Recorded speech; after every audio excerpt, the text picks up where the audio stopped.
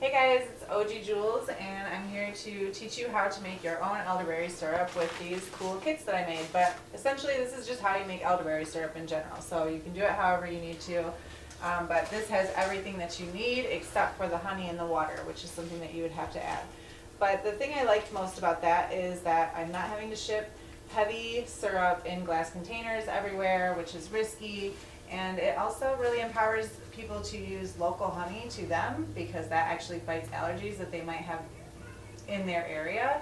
And then also they are able to put their own intention, their own love and purpose and, you know, thoughts of themselves and their families and their friends being healthy into their syrup. So this is really, really simple. All you need is 3.5 cups of water. We're going to boil that and then we are going to move on to the next step.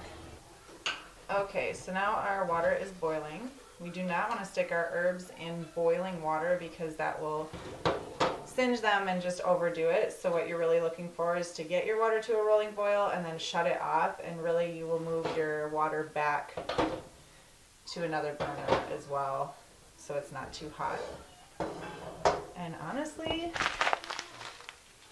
all you do get all the ingredients out of your packet, which by the way I chose to put in paper because I did not want to use plastic.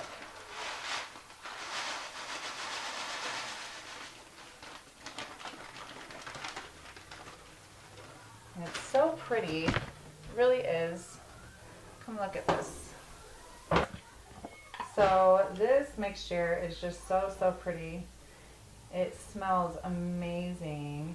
I have in here elderberries, which are dried and will reconstitute in the water, and so they'll actually become juicy again, and you get to pop them when you start to strain them, which is kind of fun if you like textures like I do. I also have echinacea in here, rose hips, cloves, ginger as well, and all of these are known to help kick that shit, you know what I mean? So basically this is just a concoction of awesome, and this is going to be what makes up your syrup. This is a wonderful point to stop and put your intention into this. And so, you know, when I talk a little bit about being a kitchen witch and how simple that really is, all that really is like saying a prayer if you want to associate it that way. But it's just intention. It's at this point that I would easily, you know, do a little bit of Reiki into this mixture. And what I would do is really focus on a happy, healthy family. You know, all of the people who I know who are going to use this, thinking about them and their best health and, you know, wellness, and really even taking the moment to like appreciate Mother Earth for these gifts that she's given us that have always been here for us. I think that it's, you know, good to always give thanks, and everything is about intention. So, you know, it doesn't have to be complicated. It's just thinking good thoughts, and that empowers you, and it empowers the things that you're using to mean more to you and to the people around you. And that's all that magic really is. It doesn't have to be this crazy major thing. So we are basically going to cover this up and let it sit until tomorrow. I'll see you then. All right, so it's the next day, and basically all this has been doing is sitting with a lid on it for overnight. You don't have to do this for 24 hours. There are people who do it for as little as like 3 or 6 or even less. But I am a hardcore infuser. I like to make things pretty saturated. So this has been sitting all night, and basically now you can come in here and look. All the berries look nice. This color of the syrup looks really saturated, and my cinnamon stick has unfolded, which usually tells me that it's nice and wet and saturated. And so this is going to be what makes up my elderberry syrup. You can go through at this point and sort of stir everything up, move everything around just to kind of get everything mixed in nicely. And sometimes I'll even turn the flame on a little bit and just get it kind of warmed up, so that way my honey is going to melt into it really nicely. But right now I did that a little bit, so it's already a little bit warm. But you definitely don't want to simmer or boil it. Just warm it up a little bit. It'll just kind of make that easier. And at this point too, if you do any magic, you can put symbols in here. You can do all kinds of things. So over here, I have myself all set up and ready to go. I've got my cheesecloth, which all of the kits will come with a piece of cheesecloth. If you want, you can open yours up and fold it into threes, which is kind of what I do because I think it squares it off more nicely, but you don't have to do that. I just like to throw that out there. And you basically just put this over a measuring cup or some kind of receptacle. It sometimes helps to have a buddy who will come and hold this like this, but really you can set that way down on the bottom so that way it doesn't just like crash down on itself, and just sort of make sure all the corners are sort of out so that way you're able to sort of even grab. And what I'll do, I usually even put down my thing right here against the cheesecloth, so I'm actually kind of holding the cheesecloth on this side, and then I will hold it down on this side as well and just pour my mixture in. And I like to do this first. I like to leave that big bulky stuff. I will squeeze that out, but I'm going to do a first round first.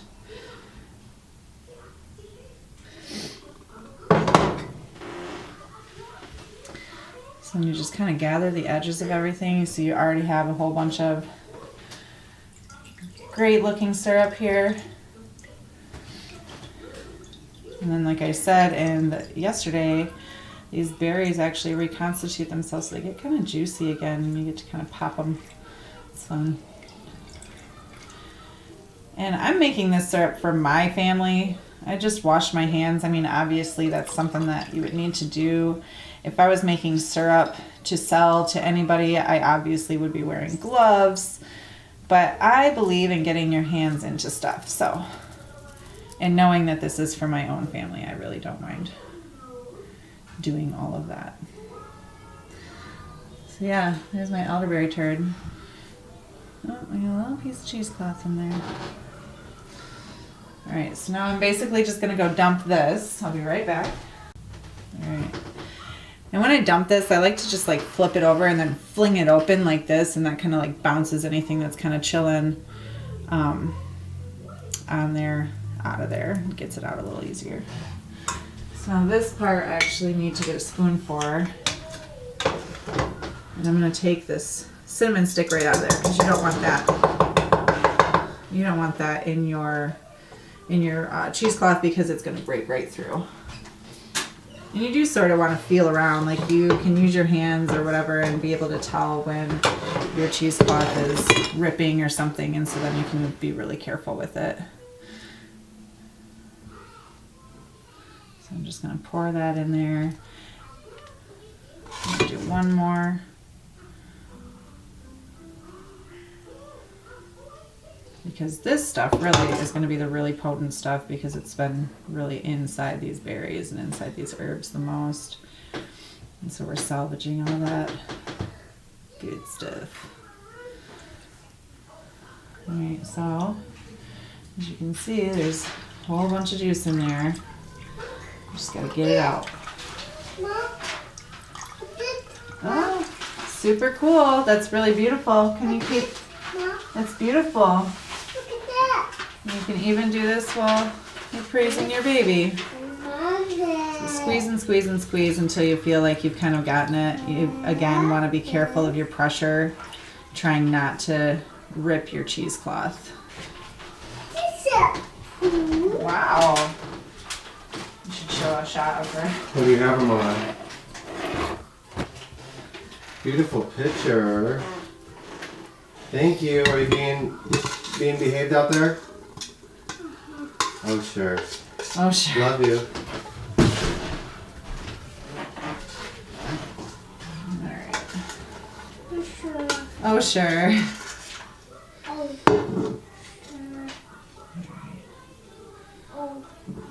So this will be my last little bit. So you shouldn't have to do this more than like, 2 or 3 times.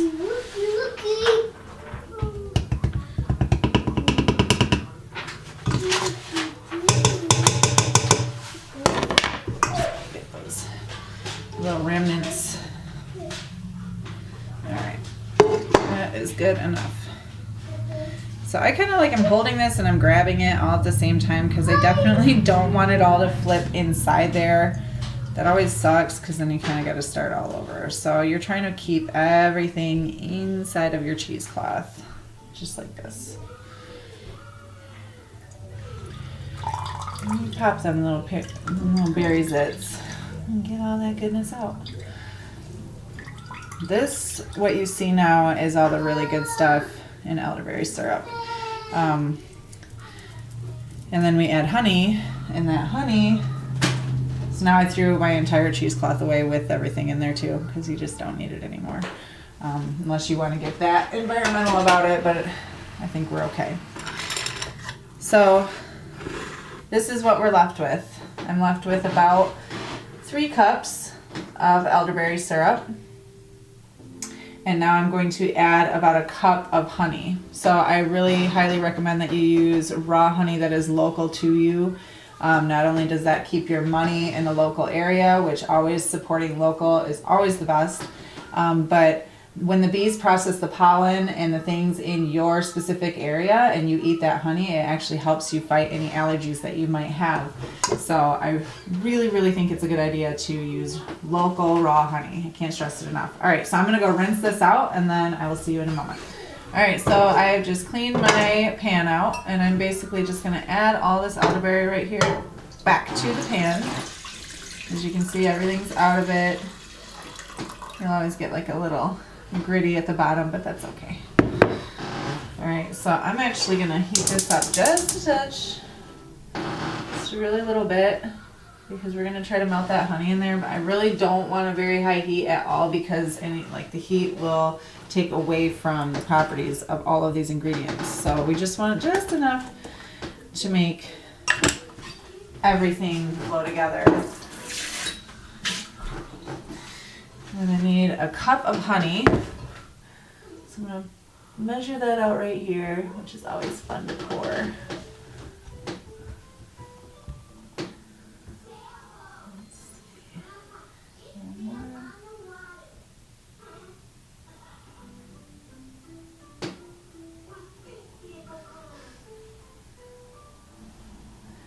And if you want yours a little bit sweeter, it's fine. Use a little bit more honey. It's not that big of a deal. You know, honey's honey, so. Don't forget to eat it, darlings. So I've got my honey here, and I've got my honey here. Hey. And you just basically want to add this honey to your mix. This is what makes your syrup a syrup, right? Like,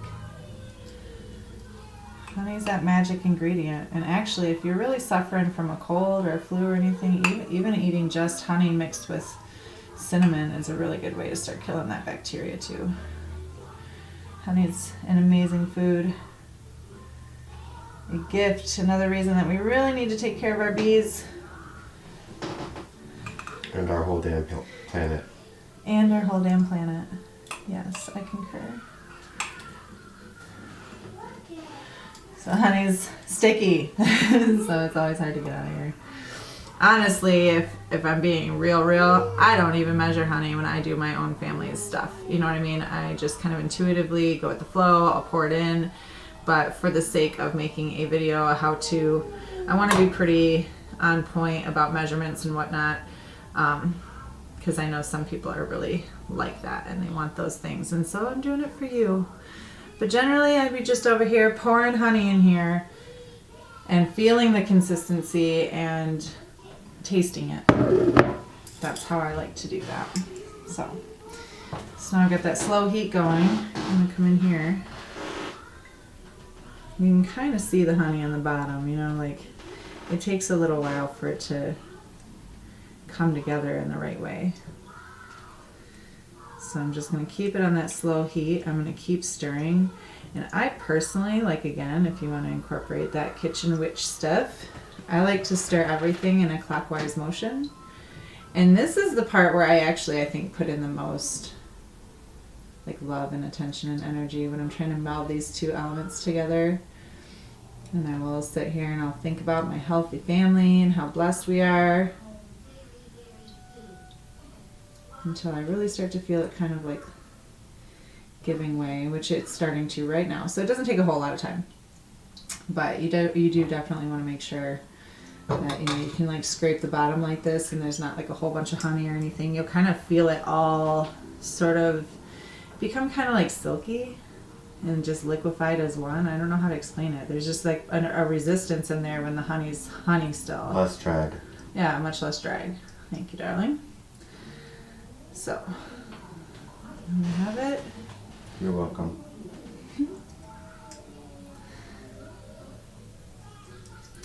So that, and then you can shut your heat off right away. Have a container handy. This should yield around 16 ounces of elderberry syrup, depending on how well you squeezed out all of your stuff. So have a 16-ounce glass jar ready, and it is something that you're going to want to also refrigerate. So have it something that will go well in your fridge. This has been our jar for quite a while now. You can get, a funnel and do all that stuff, but I am okay with possibly making a mess. But generally, if you just do it ever so carefully, and if you can look at that, it's like a really nice, consistent syrup. It looks like I'm gonna have a little extra, which is fine. That means the whole family gets elderberry shots right now. Yay! And I might even have a little bit left over to put just kind of in the fridge to use first, you know what I mean? But this is it. This is my jar of elderberry syrup. Okay, so we ran out of space on the thing and had to pause, but essentially I was telling you that this is my beautiful jar of elderberry syrup, and what we're going to be able to do with it now is take about a tablespoon every day for an adult, a teaspoon every day for a child. That's if you're healthy and you're just using it supplementally.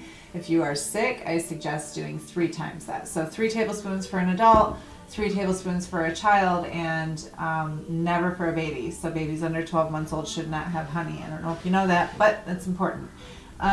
This jar should last my family a good 2 months, maybe 3, depending on if we get sick or not. So it's just that simple though. Keep it in the refrigerator, keep an eye on it. I always like to make sure I check the lid for any mold or anything like that, just in case. That's always a place that that I find will have it if it happens, but that's usually if it's been sitting for quite a while. So other than that, enjoy it and let me know what you think, if this helped you, and I want to hear your stories about how your elderberry syrup went. So get at me. Thanks again.